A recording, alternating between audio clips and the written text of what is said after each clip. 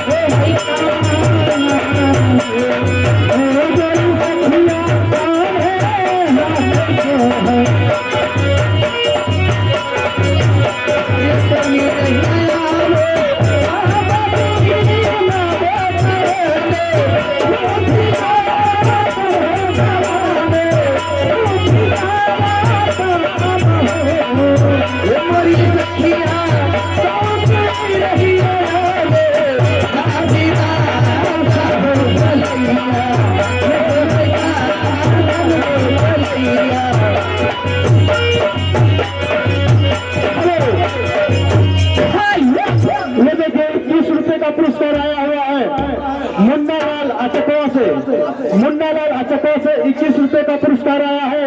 हम और हमारी कंपनी हार्दिक स्वागत करते हैं। लेकिन मैडम जी उनका क्या कहना है? सजिया सुता बदे सैया सियाई गईले सजिया सुता बदे सैया सियाई गईले सजिया सुता बदे सैया सियाई गईले हमसे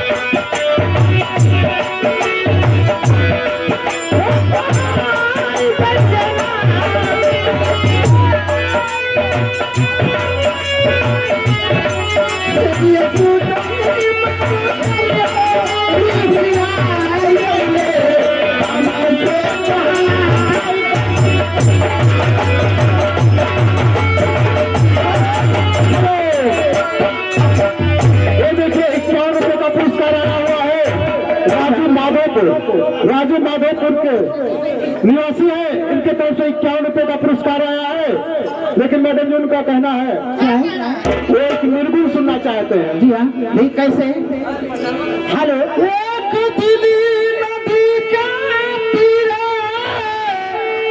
जाती रहली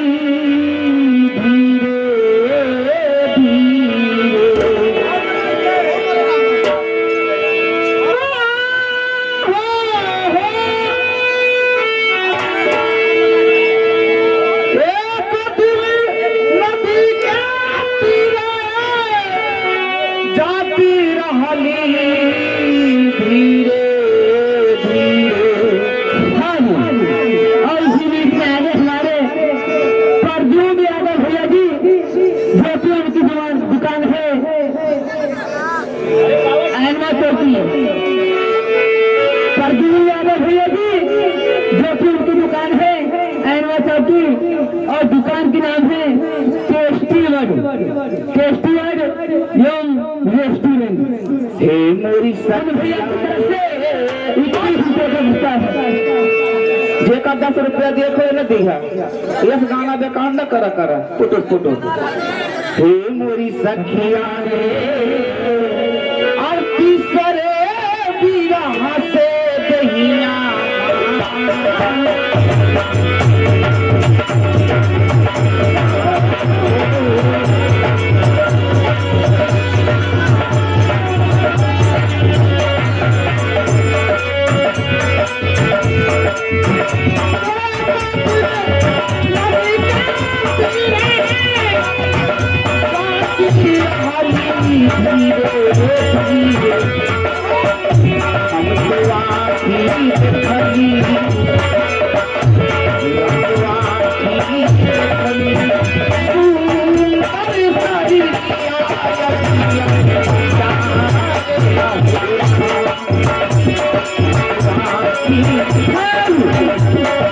हेलो